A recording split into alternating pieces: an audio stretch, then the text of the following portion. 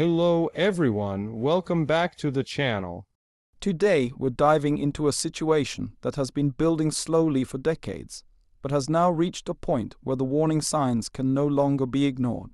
Iran woke up to a reality many experts feared for years. The taps running dry, lakes disappearing, rivers collapsing, and a population finally crossing the red line of water scarcity. What's happening right now is not just a crisis, it's a turning point. One that affects millions of people, agriculture, industry, and even the stability of the entire region. In this video, we're breaking down how Iran ended up here, why this moment matters, and what it means for the future. Iran's water crisis didn't begin overnight. For years, researchers warned that uncontrolled extraction of groundwater, the overbuilding of dams, climate change, and rapid population growth were pushing the country toward disaster. Iran has always been a dry nation, but it managed for centuries through qanats, traditional irrigation systems that balanced use with natural replenishment. All of that changed in the last few decades. Modern pumps dug deeper than nature could refill, lakes shrank dramatically, and rainfall patterns became unpredictable. Today, many cities and rural regions are facing not just shortages but complete water exhaustion. People are realizing the scale of the problem only now because the signs can no longer be hidden. One of the most visible examples is Lake Urmia, once the largest lake in the Middle East. Over time it shrank into a fraction of its size, exposing dry salt flats and turning surrounding farmland unusable. The loss of Lake Urmia wasn't just environmental, it was a symbol of what was happening across the entire country. Rivers like the Zay and a Rud dried up, leaving bridges crossing nothing but bare earth. Farmers who depended on these waters saw their crops fail, their livestock die, and their livelihoods disappear. This didn't just hurt the economy, it pushed entire communities to desperation. Groundwater, which had always been Iran's invisible resource, became the main target for extraction. Wells were drilled deeper and deeper, and in some places the water table dropped so low that entire villages collapsed into sinkholes. Many underground aquifers need centuries to naturally refill, but Iran's rapid pumping drained them far faster than nature could handle. As aquifers collapsed, dust storms increased, desertification expanded, and farmland turned barren. What was once productive land is now turning into desert at alarming speed, affecting local climates and displacing thousands of people. Urban centers are now feeling the same pressure. Cities that once had reliable water supplies are facing restrictions, daily shutoffs, and rationing. Families wake up to dry taps, and people stand in long lines for water tankers. The stress on the urban population is creating frustration, unrest, and anger. For many, this is the moment when they realized that the crisis is no longer about rural areas. It has arrived at their doorstep.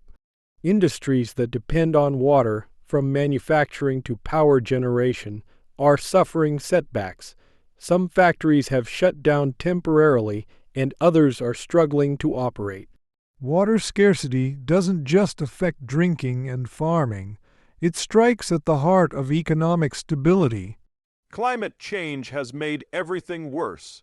Rising temperatures, longer droughts, and unpredictable weather patterns have reduced rainfall across Iran. Snowpacks, which traditionally fed rivers and reservoirs throughout the year, have become smaller and melt too quickly. The combination of less water and higher demand pushed the situation to the breaking point. Even when rain does fall, it often comes in destructive floods instead of gentle, nourishing patterns. This means water is lost quickly rather than stored, adding to the long-term scarcity. Government policies, infrastructure choices, and management decisions also played a significant role.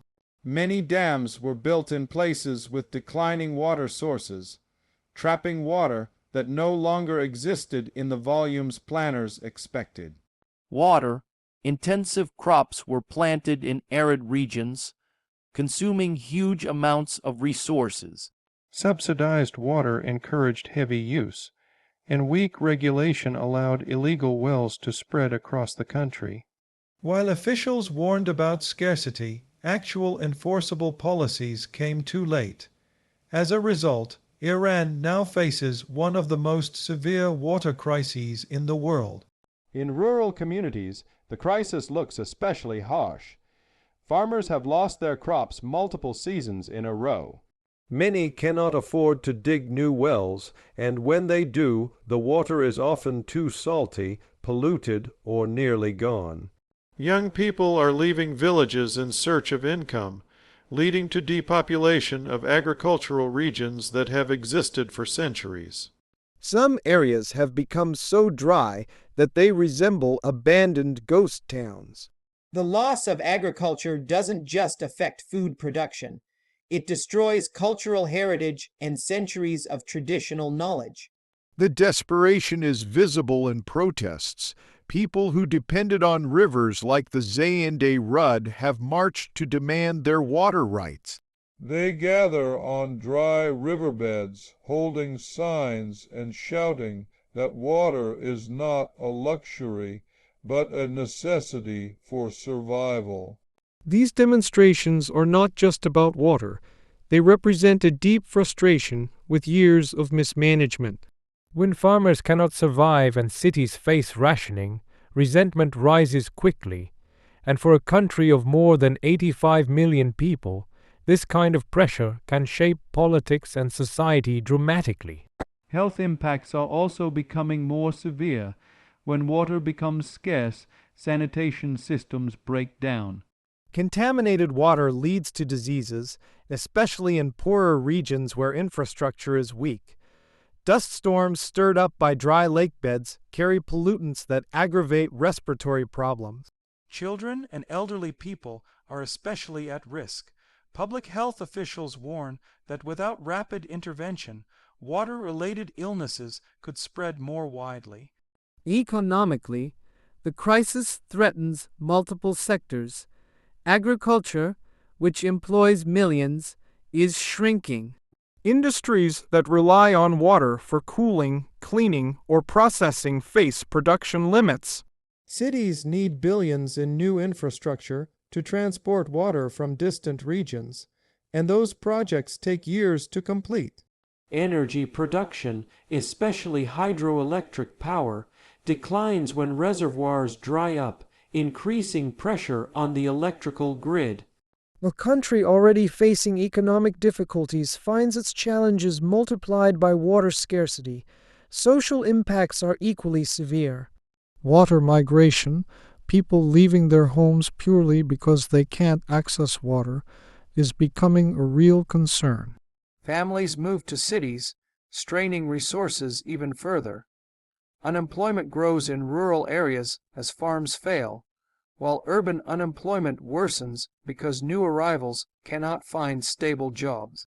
Tensions between provinces rise when water is redirected from one region to another. Every drop becomes a political issue. Some communities are trying their own solutions. Efforts to restore canats, build small-scale reservoirs, and practice water-saving agriculture have emerged. Local activists encourage conservation and sustainable practices, but these small efforts struggle against the scale of the crisis. Experts say Iran needs a nationwide water plan that reduces demand, restores natural systems, and updates technology. Without large-scale action, local solutions can only delay the inevitable. International organizations and environmental groups have offered to help, but water issues are tightly connected to national policies, security concerns, and political tensions. Iran's geography also limits its options. With few major rivers coming from outside its borders, the country relies heavily on domestic rainfall. When climate patterns shift, Iran has few alternatives. Importing water is unrealistic for such a large population, and desalination is expensive and limited mostly to coastal regions. The emotional toll on ordinary people cannot be overstated. Families who once took water for granted now plan their day around tanker schedules. Villagers watch their wells dry up and their orchards die. Parents worry about health risks for their children. Small businesses struggle to stay open. People feel abandoned, unheard, and hopeless. When water, the most basic necessity of life, becomes uncertain, fear and anxiety rise sharply. Yet this crisis also serves as a wake-up call. It forces a conversation about sustainability, climate resilience, and long-term planning. Many experts argue that Iran still has a narrow window to prevent complete water collapse, but action must be immediate and bold. This includes modernizing irrigation, stopping illegal wells, investing in recycled water systems, and shifting industries away from water intensive production.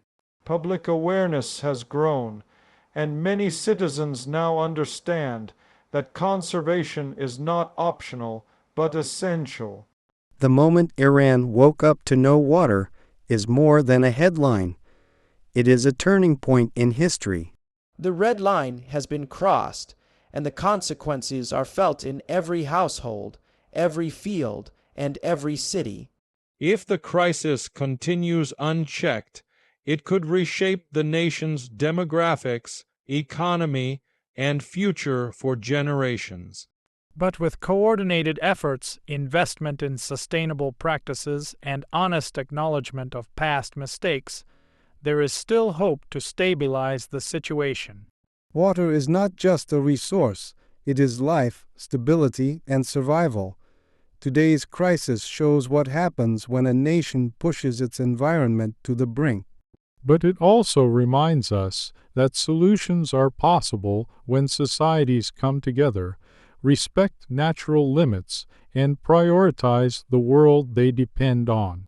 This is Iran's challenge now, and the decisions made in the coming years will determine whether the country rebuilds its water system or continues down a path of scarcity. Thank you for watching, and if you want more deep dive explanations on global issues, make sure to subscribe, comment, and share your thoughts below.